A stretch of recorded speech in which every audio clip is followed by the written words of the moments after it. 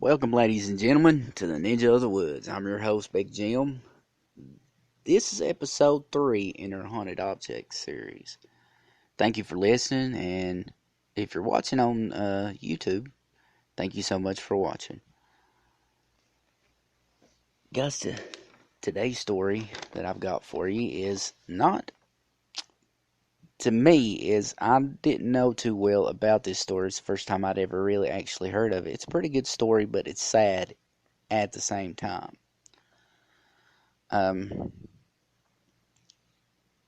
Anna Baker was the daughter of a wealthy steel mill owner in Pennsylvania in the late 19th century when her father forbid her to marry a steel worker who worked for him. Um, what the father didn't know is that they were secretly engaged, and before her father found out about it,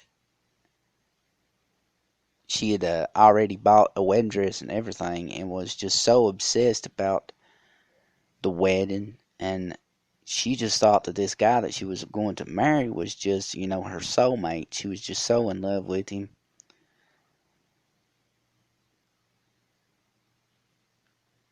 Um, the father found out about it and was furious, and he forbid her to marry this guy and said that he would just disown her. And she loved her father too, so she done what he asked. Locked the dress in a trunk for many, many years, and it was supposedly given to another woman in the family or sold or something. The woman actually taunted Anna over it, and she would just made her even sadder and stuff, and bothered her even more. Um, for years, Anna Baker never married. She lived in her father's home until she died in 1914 alone. Years later, when the Baker Mansion was turned into a museum, the dress was put on display for the visitors to look at, and a lot of them, the visitors that would come to this museum, would report uh, the dress moving on its own. Uh, I don't know if there's any videos of the dress moving on its own. I'm gonna have to do a little more research, and if I do, I will be sure to send you guys the link and stuff so you can go look at it yourself and see what you think about it. Um, a lot of people still think, and I myself probably, I'm believing that her spirit, where she was so obsessed with the dress and getting married and was just so happy, and then it broke her heart so bad that her spirit's kind of attached to the dress because she never got to wear it in her own wedding. And they say, a lot of spirits that stay here on this earthly plane, they feel like they have something still left to do in this world, is one of the reasons why they don't cross over to the other side. Uh, but this is a very, very sad story, folks, and I felt like I wanted to share it with you.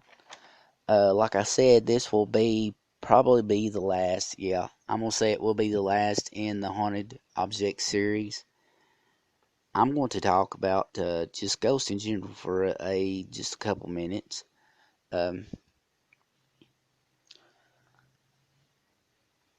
a lot of people don't recognize the difference between a ghost and demonic activity. At first, sometimes it's hard to discern the two because even if it's demonic activity, a demon will come off as being nice, so it can pretty much weasel its way into your daily life. And then once you allow it to stay there, it oppresses you, and then that's when the pain starts, physical and mental. It will scratch you, pull you out of your bed. I mean, just do things that a lot of the videos that I've watched and some of the things that I have firsthand had first accountability and seeing myself. Um, to me, most of the time, if objects are being moved, it's not by a ghost.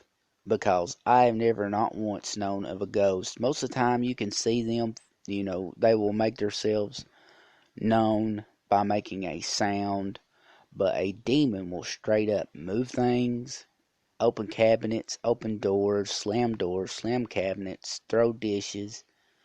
A lot of the poltergeist, as they call it, and demonic activity go hand in hand.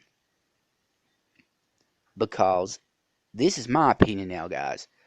I think that a spirit, earthbound spirit, can't come up with enough energy to move a lot of objects.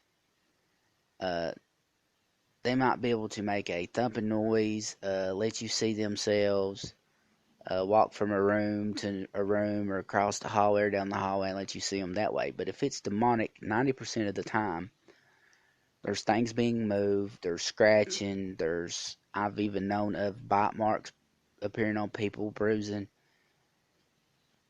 Demons can get this energy because they're pretty much, that's all they are, is a spirit, a demonic spirit, a very dark spirit. And I don't know why. There needs to be more research into this. Not just by me, but, any paranormal research group out there. We need to do more research into why demonic activity and poltergeists have more energy to do things like slamming doors and, throwing dishes and things like that. A lot of the cases that I've heard of, you never see a demon like a full-bodied apparition. You always get dreams and nightmares, and you can see these entities because they're so dark and they're so powerful that they can project themselves into your dreams, into your mind. They can literally take over your mind, your personality, and push you to the back and take over. That's how demonic possession starts, You can't be afraid of demons. You can't be afraid of those things like that, especially if you got God. You believe in God, you need to let it be known. You have to forcefully assert yourself and get these things out of your home and out of your life. I don't know if I've mentioned this or not. It's been a couple summers ago, me and a friend of mine, and it was actually my first research and hunt that we actually done.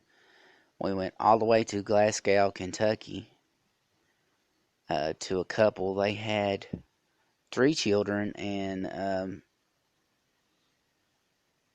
an older young man. He was I'm gonna say 18, 19-year old. They told us about all this activity that they had been having, for us to get there and realize that um, the man of the house, his father was a former minister and done exorcisms on people. So we figured, maybe something attached to the man, to the male, the head of the house, and that was the reason why they were having all this activity. But I also found out by talking to the young man, this teenage boy, that he and friends would do stupid things like have seances, um,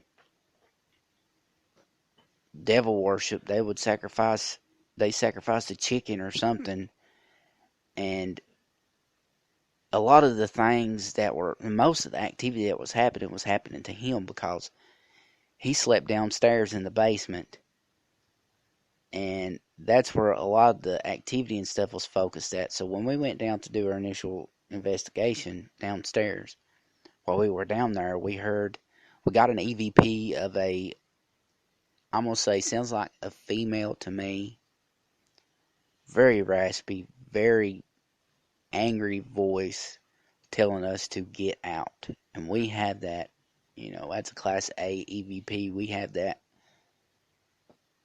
as evidence. Maybe one day I can play it for you guys and let you guys discern from yourself what you might think that might be. But we really didn't get much else, anything other than that. But, it was in the daytime that we were there. We would like to go back one day and do a nighttime investigation. Maybe one day if I can get a group together soon that would be interested in doing that, we will get together, get up there, and get some things going, and maybe, have our research on the show. But guys, I'm going to cut this one short today. It's that time again, so thanks for listening to Ninja of the Woods podcast. If you want to hear more of Ninja of the Woods, you can find us on Spreaker. That's SPREAKER.com. Also, you can find us on thecryptocrew.com. And don't forget us on Facebook at facebook.com/Ninja of the Woods. If you have a story or sighting, guys, tell us and we will get it on our show. Your name will be withheld for privacy reasons. I promise you that. But once again, guys, thank you so much for listening to Ninja of the Woods podcast. Have a good day and God bless.